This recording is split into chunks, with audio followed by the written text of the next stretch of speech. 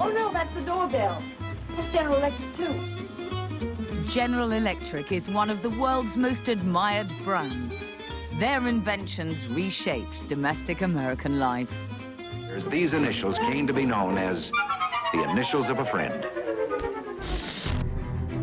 In the early 1990s, GE tried to buy a small Chinese refrigerator company. 我们通知他说我们不想和你合作了，他是非常生气。他就说，进来之后我们第一个目标就要消灭你们。 20 years on, it was GE's own appliance unit that faced the axe. They were no longer the face of General Electric. The relevant industries were finance, aerospace, not refrigerators. There was always rumors for years about something might happen to the appliance division. And Haier made a bid to buy its old enemy. 就是只是以报价为唯一标准，那我们就没有希望。 It wasn't do or die, but it was now or never. This is the inside story of how a small Chinese company that sold defective fridges came to buy over one of the oldest appliance companies in the world. 一开始也非常担心，美国公司、美国人会不会接受呢？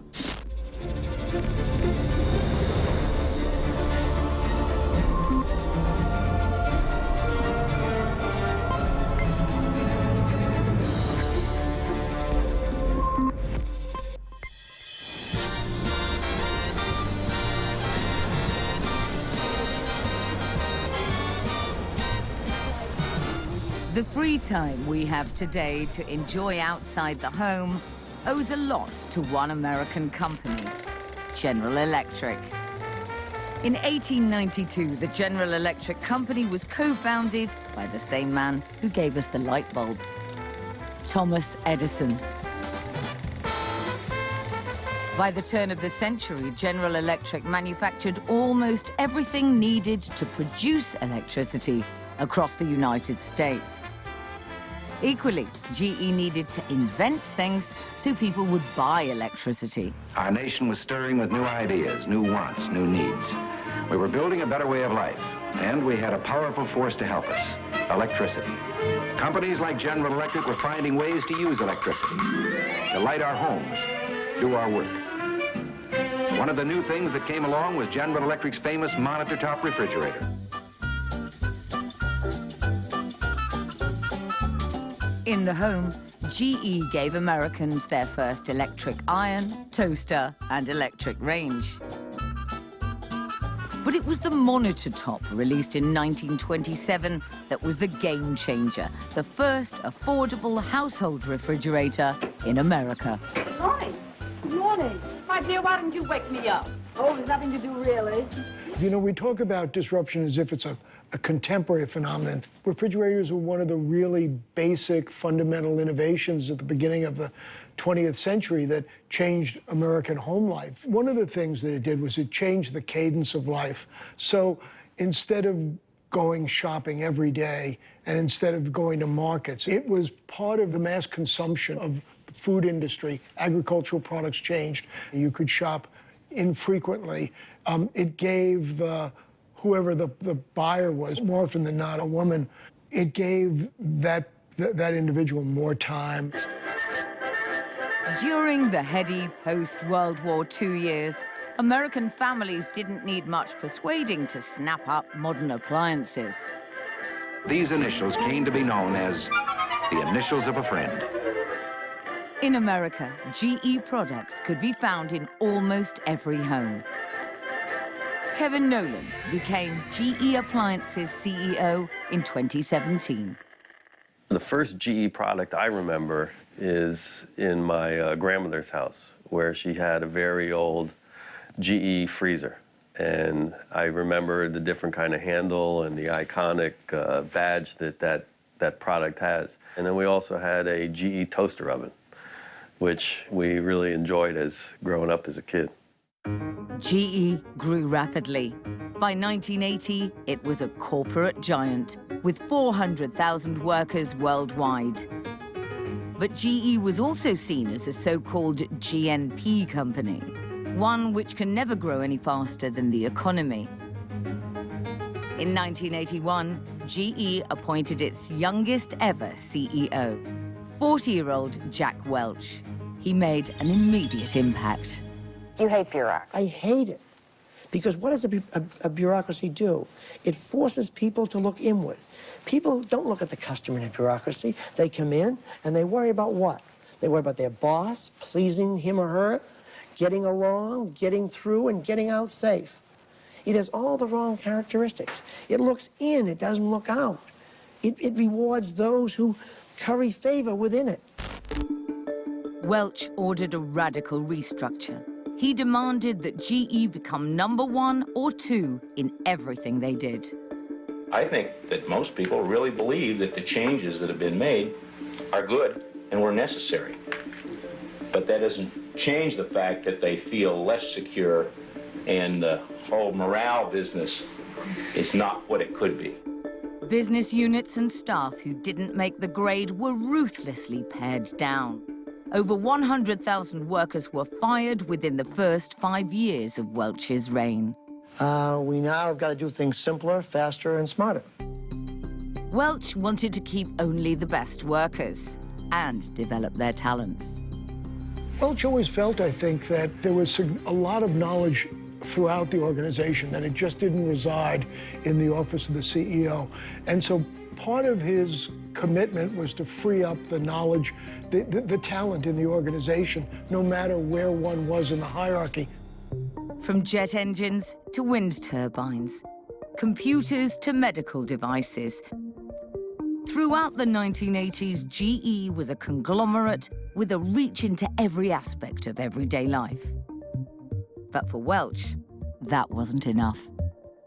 One of the things that Welch was insistent on when he made these changes in the 80s and 90s was that the organization reposition itself to be relevant in the future. And the relevant industries were finance, aerospace, and, jet engines and things like that, not refrigerators.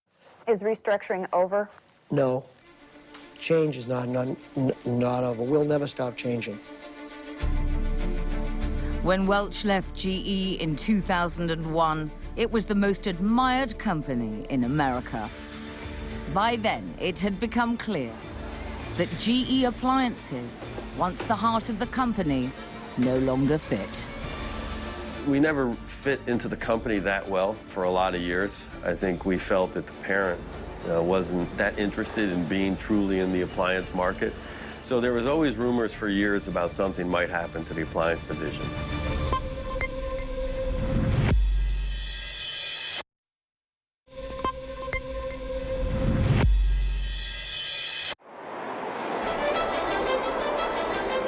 Qingdao, East China. Today, the affluent port city is home to China's very own General Electric, household appliance giant Haier. Haier now rakes in $37 billion in sales each year. But 30 years ago, the outlook was grim for what was then known as the Qingdao refrigerator factory. In the early 1980s, China was just starting to experiment with capitalism. While General Electric was a corporate giant with $25 billion in annual sales. Qingdao Refrigerator Company was then a collective enterprise on the brink of collapse. The company had gone through 3 general managers that year. A 35-year-old city manager called Jiang Reimin became the 4th. 很多人对这个厂大家都觉得它是不会有希望的，要钱没有钱，要这产品没有产品。 Since a revolving door of general managers had failed to stop the rot, no one expected Jiang to be any different. But he did something revolutionary. He declared that a worker's pay would be linked to his performance. 打破铁饭碗是很重要的一步，就是如果你干得不好，你可能要被迫从企业里走人。那在之前这都是不可想象的，因为你在一个这种，就是过去的那种企业体制下，那他进了工厂，他就一辈子你就得养着他，他哪怕是不管他干什么，你都得养着他。But Chinese work culture proved hard to shake. 1 year after taking over, Zhang discovered in a random check that a fifth of the fridges in a warehouse were faulty.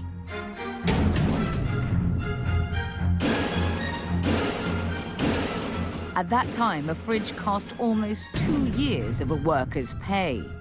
But Zhang ordered that all 76 fridges be destroyed by the workers responsible.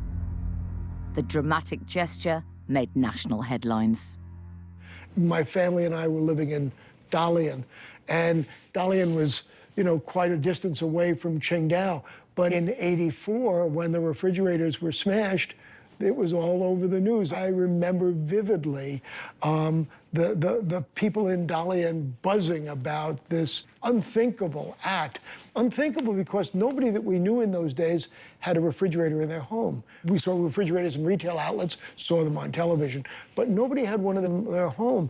And so if you could get a refrigerator and bring it into your house, it didn't matter whether it worked or not. There was this wonderful, ingenious repair business where people could fix anything, and because Chinese quality was so bad.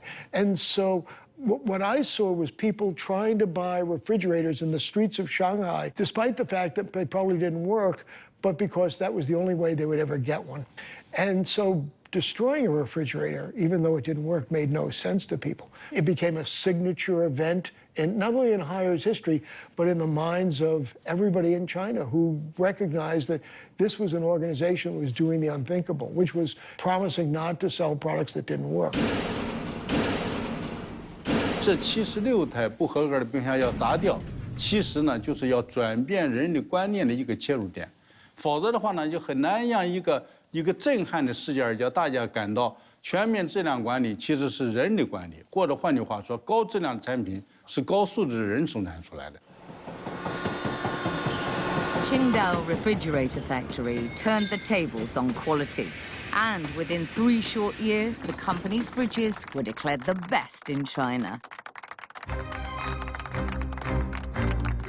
It was an accolade they would win again and again.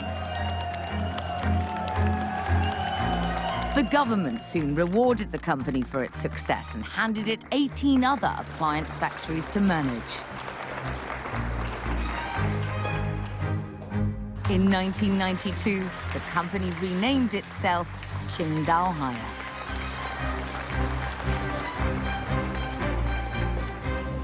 我想呢，这个大楼的落成和中国的动迁，意味着是海尔发展的一个重要的标志，是我们向中国目标冲击的一个新的起点。 Where Zhang succeeded while other managers had failed was in motivating his workers. Zhang was determined to reward his workers according to their contributions because he'd been a factory worker too, one who rose from worker to supervisor over 10 long years. 所以在这个过程当中呢，我会发现很多工人非常普通的工人，其实他们非常有才华，但他们的智慧呢没法得到肯定，因为他如果有一个好的建议提出来，没人说哎，这我会采纳你的建议，那么都是按照上级的指示一级的下来做。那么有的时候上级的指示反而呢，在某种意义上说是并不是很高明的，工人呢反而非常切合实际。所以在我做了管理者之后呢，我就想呢，我就要建立一种机制，让工人把他的才智充分的都发挥出来。现在就开始起了，比起刚才那个最高点有高上来有。Zhang began to study management theories while he was still a factory worker. And one of his heroes was none other than GE's Jack Welch, and his focus on rewarding talent and ideas. GE 几乎当时是被称为全球的第一公司，所以我也专门到这个 GE 的那个培训中心克劳顿，专门去参观、学习、了解。那时候我们基本上把它作为我们一个标杆和样板，因为很难想象那么一个全球化的大企业。把工人的那个积极性都调动起来了，而且他操作的非常的好。那时候几乎GE在我们心目当中是一个神话吧。他把100万美金以下的这个额度的创新放给了员工。One of the things you got to do is work with your people.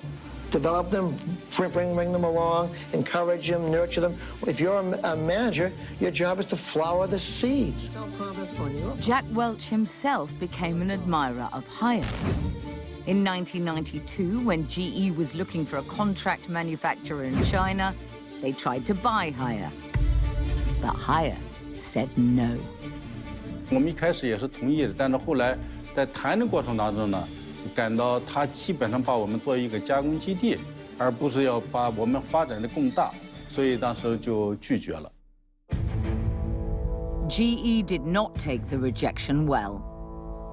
最后我们通知他说我们不想和你合作了，他是非常生气。最后他提出了2点，第一个呢说，你不要看你们现在做得很好，你们将来呢会遇到非常大的困难，非常大的困难就在于你们现在团结一致，非常有干劲儿，非常有激情，但是随着你们的发展，工资上涨到一定程度之后，这个人就不再有这些激情了。那么第二个呢，他就说，我们中国市场是一定要进来的，但进来之后，我们第一个目标就要消灭你们。那当时我就跟他说，我说那我也告诉你一句话，就是美国连任4届总统的富兰克林·罗斯福，那么他有一句很著名的话，就是我们唯一恐惧的就是恐惧本身。那么也就是说，如果我们能战胜自己，我们不会在意外来的竞争者的这个竞争力的问题。Haier brushed off GE's fighting words and grew quickly through the 1990s and early 2000s, banking on its reputation for quality and ability to scale. Manufacturing China was a pretty simple game. You won by getting big because most Chinese consumers at that point didn't have a lot of money. They were just buying basics of life. And that was fine because the market was growing so fast that there was room for everybody to win. But in the late 2000s, being big stopped being enough. The growth starts to slow. This fight becomes a lot more difficult. And so the fight began to change from who's biggest to who's smartest. It's harder in washing machines. It's easier to be smarter than the other person in smartphones because there's a lot to be smarter about. It's hard to have a cutting-edge toaster. I mean, at the end of the day, a toaster's a toaster. Even before this slowdown in demand from Chinese consumers, Zhang noticed Haier developing the sluggishness of big businesses. That apathy that Jack Welch had predicted. 那随着这个企业发展越来越大，那么也就是国际上所说的大企业病，官僚主义就厉害了，离着市场就越来越远了，和用户之间的沟通也越来越少，所以就更需要让每一个人、每一个部门都和市场连接起来。By now, Zhang had become a much-admired global business thinker. But in 2005, he would make his boldest move yet. In a bid to connect every worker to the customer and to regain the entrepreneurial zest of small companies, Zhang divided his 60,000 global employees into more than 1,000 micro-enterprises. He termed this model Rendanhayi. Each unit became a small company responsible for its own decisions and financial survival. But during this overhaul, they laid off 10,000 experienced employees. 这个呢，其实真的是非常难做的一个决策，因为呢，这1万多名的中层管理者呢，有很多都是一开始创业时候来做的，他们其实呢是一个非常非常好的员工或者管理者，但是呢，如果叫他做创业者，他可能非常困难，所以当时就给他们提出来，要么你就来创业，要么你就要离开。在这个问题呢，我们就是下定决心，一定是要推进这种商业模式，不管是谁，都必须是变成创业者。In this entrepreneurial spirit, workers can vote to kick out team members who do not perform. If a unit's products are not well received by its customers, feedback is quick and profit and loss numbers are transparent, even on the factory floor.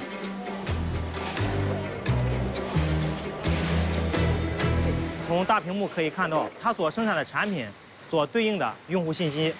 从大屏幕也可以看到这台单元台操作员工在班组内的净比情况。从那个大屏幕也可以看到当天他干了多少台，挣了多少钱；当月他干了多少台，挣了多少钱，也就实现了人单合一用户复兴在我们工厂终端的真正落地。Hire's reinvention as a platform for innovation now draws startups from outside the company. Inside Hire itself, Rendanhayi has created unexpected entrepreneurs, even among those who've spent decades in the company. 作为一个大学生来说，就是也没有经验，也没有资金，所以呢，其实只是想找一份工作安安稳稳的，能够养家糊口嘛。Marketing executive Sun and her team came up with the idea to help retail stores order Hire products with an e-concierge system. Hire provided seed funding for the venture, but Sun and 6 others also forked out over $400,000 to keep the startup afloat. 因为那会儿是生存逼的，我们当时就是考虑的是这个公司怎么活下去。我们都每分钱的投入都要是算投入产出的，所以呢，也是因为这个自己投入，才会对于市场的这个把握，才会对于这个时间的紧迫性都非常非常的强。所以我们团队会经常的熬通宵的加班去把这个产品进行迭代的升级，为我们的用户。Hire became the world's top home appliance brand in 2009, a position it's held since then. But slower growth in the huge China market meant Hire had to ramp up its international expansion. Ribbon cutting ceremony of the Hire Building. 1, 2, 3, cut. Hire had a global strategy before most other Chinese companies. In the late 1990s, Hire took on the developed markets of Europe and America. But it had to deal with the perception that the Made in China tag meant poor quality. The stereotypes, are hard to disabuse. So I think Hire has been frustrated by their inability to make more of a statement in the North American and European markets. Hire finally decided to buy its way into developed markets like Japan and New Zealand. In 2011, it snapped up Sanyo and shortly after, Fisher and Paykel. But in the market it valued most, Hire made little headway. Hire is a huge company, massive company, global champion #1. They've entered the US in 1999, but 16 years later, 17 years later, they've got 2% of the market. What happened?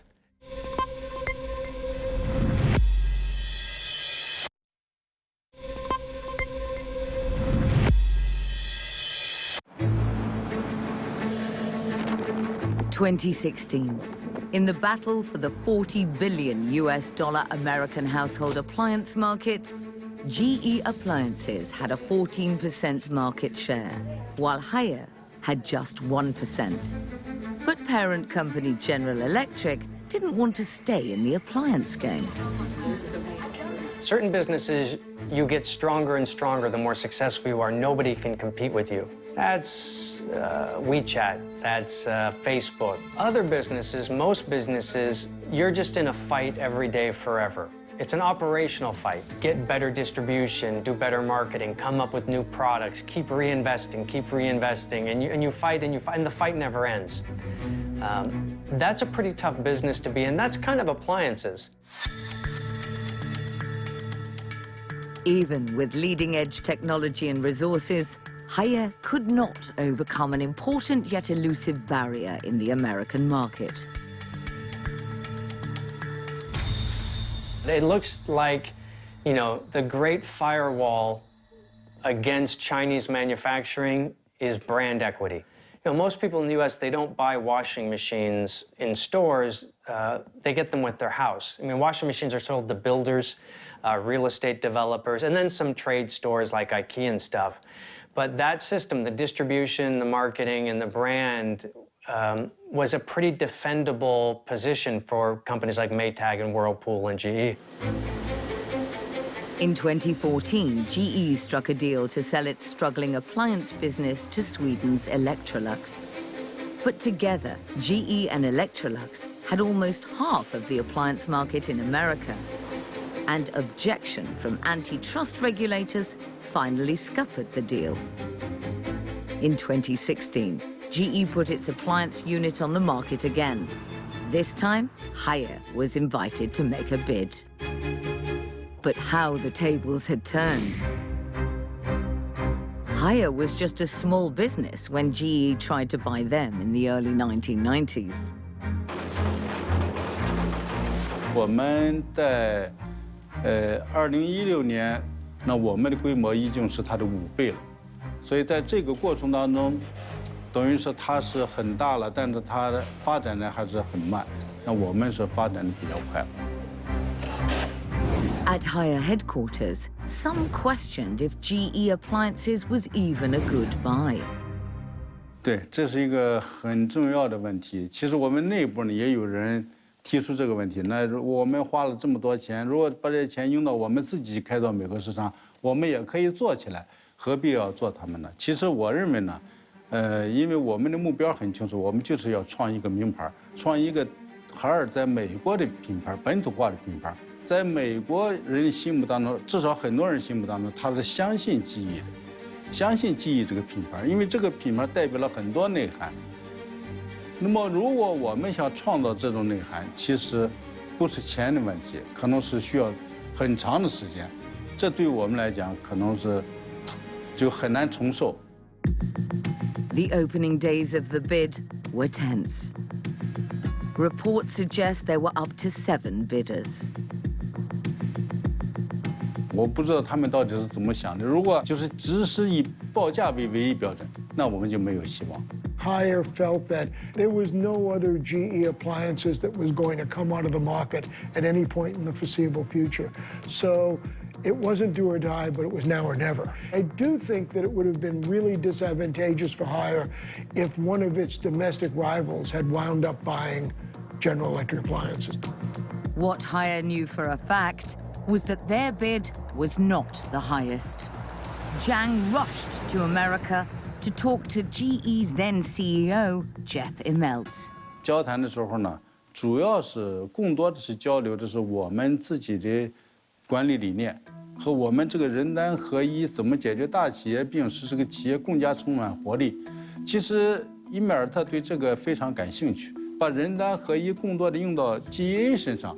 可能会给GE带来更多的发展机遇，更多的这个机会，所以他对这一点很认可。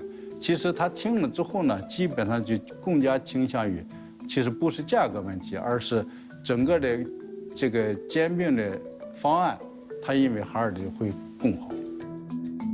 On the 15th of January, GE announced it had accepted Haier's bid. The final price? $5.6 billion US. 我觉得他们感到我们有2点比较好。第一个就是说，我们会把GE这个品牌做得更好。第二个呢，我们不会像很多企业收购了之后，先来裁员、兼并这个裁减人员。Amid the celebrations, Zhang struck a cautionary note. 他们很高兴，大家都很高兴，觉得费了这么多劲儿，现在做成了。当时呢，我只给他们说了一句话，就是行百里者半九十。For Haier, the next move was key, managing the acquisition. Almost immediately, GE Appliances had to solve a labor dispute with 4,000 union workers at its Appliance Park headquarters. For some, there was a fear of the unknown, you know, trying to understand what does it mean? What does it mean to be acquired by a Chinese company? Why did they really want to, you know, acquire GE Appliances? And what do they have to offer us as we come together? Zhang's Rendanhayi model worked at Haier. Become an entrepreneur or leave. As part of the acquisition deal, GE Appliances kept its autonomy, so Haier could not simply enforce its will. 我们一开始也非常担心美国公司、美国人会不会接受呢？包括他们的员工也觉得我们原来那样做就很好，现在为什么要这样做呢？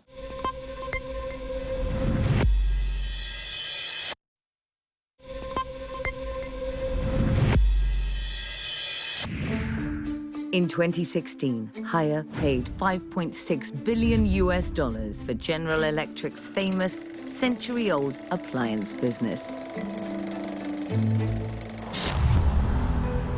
But the GE appliances that Haier bought was no longer the market leader it was in the 1980s. In America, GE appliances had fallen behind Korea's Samsung and LG. Haier needed GE appliances to change, and fast.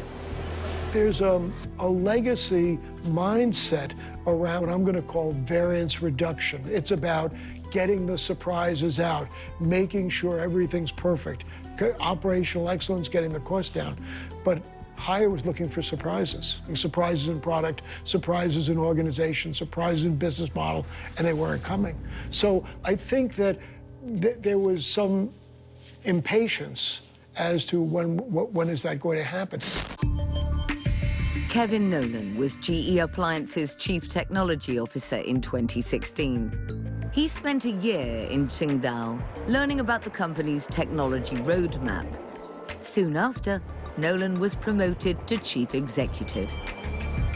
When Haier finally came in and acquired us, it was a relief.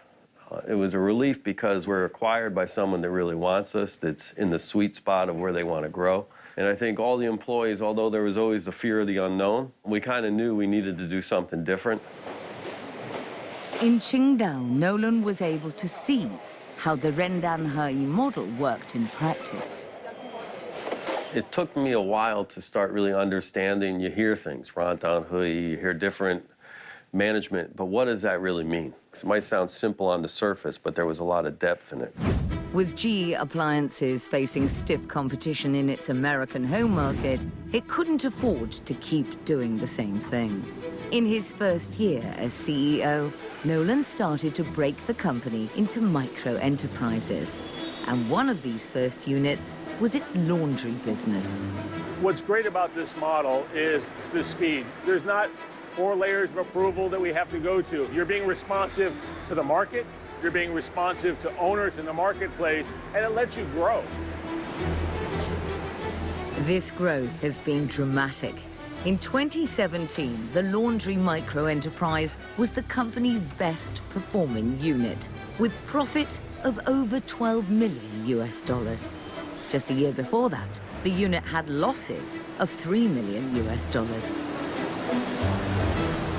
我始终觉得呢，他们会接受人单合一，因为人单合一的本质呢，就是尊重人，把人的价值放在第一位，让人的价值、潜在价值充分发挥出来。Back at Haier's HQ, there was another area of concern. They feared GE Appliances would lag in a key pillar of Haier's strategy, the Internet of Things. 这是一个很重要的问题，也是我们经常思考的问题。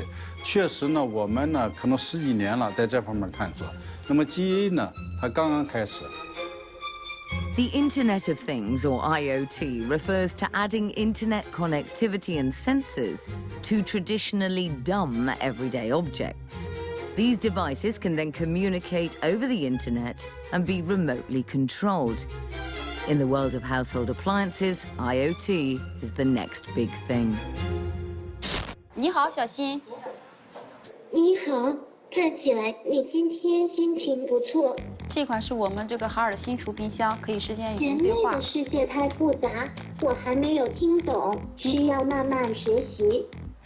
好，买了这个黄豆，放入冰箱之后，你买了放完之后吧，你可能忘吃了，它会提示你。过期了，它就会提示你过期了，不能吃了。 Zhang's vision for the Internet of Things is not just about smart products connected in a smart home. 你看，你只是把食材放进去就行了。放进去之后吧，你看有开始制作，秘制羊排，我们确认一下，你看，它自动打开烤箱，开始工作了。美国的经济学家所说的就是将来应该是一个免费的时代。那到那个时候呢，可能产品不值钱了。 之前的什么就是服务，是每一个行业呢，大概它都会发展出一个物联网。你比方说我们的冰箱，它不再是给你储藏食品，它是给你提供食品解决方案的，所以这个就是一个食联网。那么其他的等等的，其实不再是给你提供一个产品了，而是从产品作为一个载体，给你通过这个产品提供了一个服务方案。 In the race to make such connected devices for the home, GE Appliances has to play catch-up to Haier. But outside the Chinese market, both Haier and GE Appliances have to square up against the tech juggernauts of Apple, Google, and Amazon. Now at least both companies are on the same side. It is not just the core products. They really look further down the line as to where they can provide solutions for their consumers. So really trying to get, in their words, as close to the consumer, zero distance to the consumer. So we've looked at that and said that's a great strategy. Buying in that strategy is starting to pay off.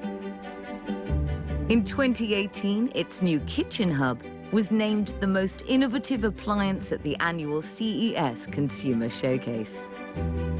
Really, it allows us to create things like virtual cooking classes.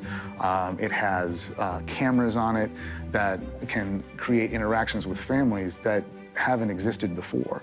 So if you wanted to reach out to mom and have her help you with that recipe, you can do it right from the kitchen hub. So I can come into my contacts, I can select somebody, and I can use the cameras that I have. So I can come into here and video chat with my mom that might live 1,000 miles away. You know, we are a very dispersed society nowadays. We don't live next door to each other like we used to years ago.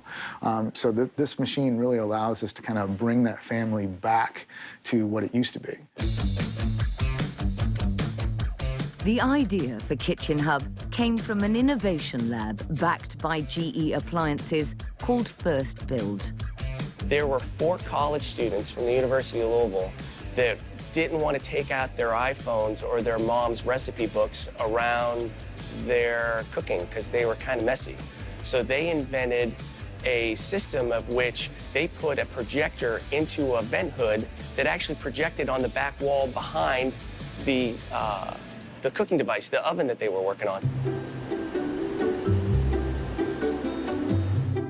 At First Build, an open community of industrial designers, scientists, engineers, students, and makers co-develop ideas with the First Build team. This was a special project that Kevin Nolan nurtured in 2014. When I developed First Build a few years back, we always thought it had to be somewhat separate, and we need to keep it separate so that the parent didn't disrupt what we were doing down there, because it was fundamentally different than what we were doing here at Appliance Park. We were worried about a parent coming in and maybe saying, hey, you shouldn't be so open. Anyone, including GE's competitors, can walk in with an idea. Together, they develop prototypes, make and sell up to 1,000 units of any promising new product. Now, certainly I get the question of, hey, won't your competitors know what you're working on? And the answer is sure. So that's just another fire under us to say, we're going to be nimble, we're going to be quick. You need feedback, and you can't get feedback from colleagues, you can't get feedback from paid research. You need to get feedback from people that are honest and will tell you what they think. That's the community of people that either buy your products or they want to develop products with you. Products that do well may be taken on by the main GE Appliances line, with the inventors getting royalties.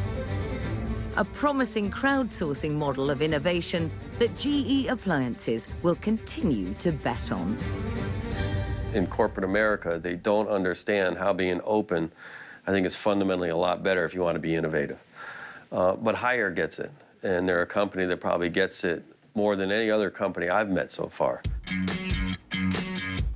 In 2018, GE Appliances reported its best results in the past decade, with profit growth of some 20%. But now Haier needs GE Appliances to step up and become a truly global brand. 其实 GE 原来呢，主要是在美国，在外边的发展它并不是很大，所以我们现在要变成一个全球化的品牌的话呢，就现在它需要改变很多，就是说它要和用户之间的联系更加紧密，它要使产品的档次更加高。那么第二个呢，就是不能局限在美国，要局限到全球各地去。所以当然第一点呢，先到中国。采用直驱电机，才如此平稳安静。Haier might dominate the mid to high-end segments of the Chinese appliance market, but foreign brands have mostly failed in the Chinese market. And it's not yet clear that GE Appliances will do any better. 你基本上还是关门轿车的生意，有好多品牌一关门就面包车一样噼里啪啦的关上了，是这样。所以说差距还是非常大的这个东西。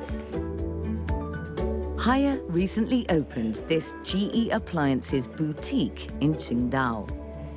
And one of the store's strategies is to hold networking activities with its customers. 我退休了没事儿吧，就在家里就想琢磨做点什么，因为不会吧。完后来朋友介绍认识袁总，完了我们就过来了。过来看了以后，哎，不错，挺好的。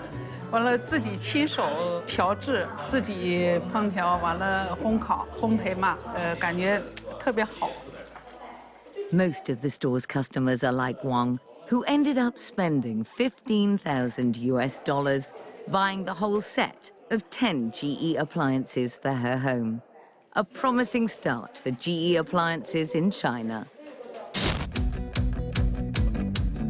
Haier may now be the top home appliance brand in the world, but it has not forgotten the humble fridge, the appliance which kicked off its journey.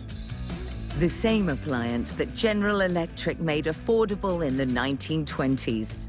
Today, Haier and GE Appliances want to take the fridge into the next century. 如果问你对冰箱的感觉是什么，你肯定想到的就是这个上边是冷藏，下边是冷冻，没有人去怀疑过它。不管以前日本的企业，甚至是欧美的企业，但这几年实际上发生了巨大的变化。枸杞是一种那个补品。 有一个用户，就非常普通的一个用户，他就说，哎，虽然冰箱是冷藏的，但是不适合这样的东西放在这。Haier's research team discovered that 60% of typical food items are dry and not suitable for regular refrigeration. First, they developed a fridge with moisture settings. Then, further feedback quickly led to a radical new product. 这款冰箱最大的特点就是这个控氧保鲜技术。大家都知道，这个食物的腐败是因为氧气氧化了以后，然后食物腐败。那么，在这个保鲜盒里呢，通过那个技术把氧气抽掉一部分，氧气少了以后，这食物就是变得保质期会变得非常长。像三文鱼的话，在正常冰箱的话，可能1、2天就坏了，就不能吃了，就不能生吃了。在这个保鲜盒里边的话，可以达到买回来7天以后正常可以生吃。 然后蔬菜的话，可以做到40多天，照常非常的新鲜。它会建类。就冰箱100年来基本上就是那个样子的。那我的梦想很简单，我就是一定要改变冰箱现在这个样子。The story of GE Appliances and Haier has been one of constant reinvention. From the humblest appliance to work culture itself. The legacy I want to have is just unleashing the capability that I think we've always had here, but we've never really had that hunger to win because we've got a parent now that's really encouraging that and wants us to be the best that we can be. But with Maverick leader Jiang Ruimin turning 70 and perhaps close to retirement, the two companies may face their greatest challenge yet. 对于我来讲，最大的感触就是说，不管你公司的大小，你需要天天挑战自我，是天天战胜自我，天天都要有变化，否则的话你一定会落后于时代。